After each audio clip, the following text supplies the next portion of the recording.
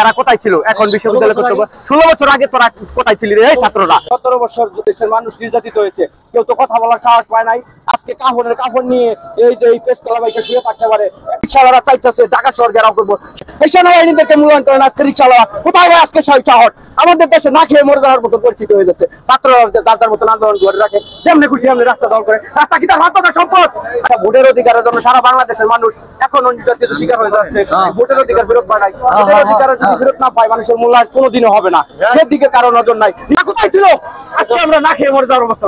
জানেন আমার 3টি ছেলে বিক্রি করার মতন অবস্থা হয়ে গেছে। এদেশের মানুষের ফ্যামিলির নিয়ে না খেয়ে মরে যাওয়ার অবস্থা। শুধুমাত্র এই আন্দোলন একটাই থাকতে হবে, সুষ্ঠু একটা নির্বাচন দিয়ে দ্রব্যমূল্যের বাজারকে নিয়ন্ত্রণ করতে হবে। নিজের স্বার্থ আন্দোলন করলে হবে না, ভবিষ্যৎ প্রজন্ম শিক্ষিত করে তুলতে হবে। সেই আন্দোলন করতে হবে। এই আন্দোলন কেউ করে না, কেন করে না? আমি এটাই জানতে চাই।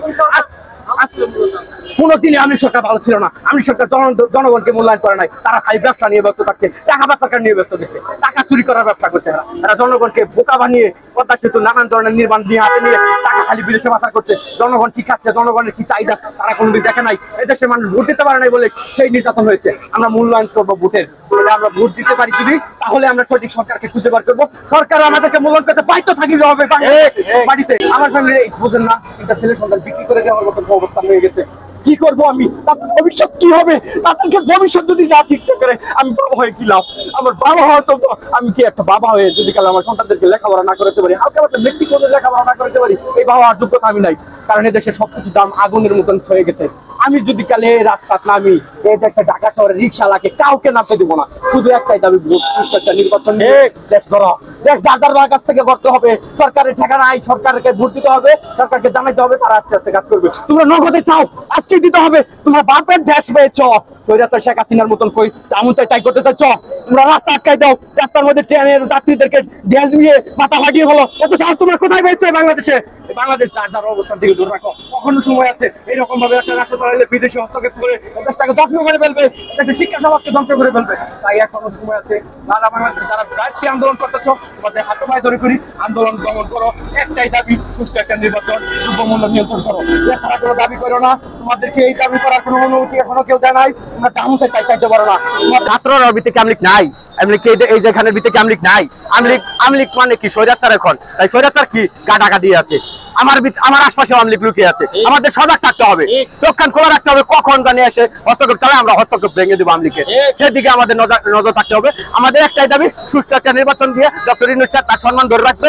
সে নোবেল বিজয়ী মানুষ, শান্তিপ্রিয় মানুষ, তাদেরকে বাংলাদেশের জনগণ সেলুট দিবে সুষ্ঠু একটা নির্বাচন দিলে। অবশ্যই ডক্টর ইউনূসকে আমাদের সময় দিতে হবে, বাংলাদেশের সবার সময় দিতে হবে। তাদের আমরা ধৈর্য ধরতে হবে। আমরা যা মন চাই তাই করে রাজপথে কাপড় নিয়ে আসতেছি, লাঠি সোটা নিয়ে আসতেছি, এটা করা যাবে না এই মুহূর্তে। এটা অন্যায়। 100 দিন উনি দায়িত্ব থাকাকালীন একটা দিন আন্দোলন ছাড়া চলে নাই। তাকে কি দুর্বল পেয়েছেন আপনারা? তাদের কি স্বৈরাচারী পদক্ষেপ দিতে কন? তার এখনো সময় আছে। আপনার রাজপথ ছেড়ে দেন, যার বাড়িতে ফিরে যান। আমি 4 বছর ধরে চাকরি করি না, আমি এমন কোনো কাজ নাই যে না করি। আমার কি সংসার চালাচ্ছি না? টেনে এসে চালাচ্ছি।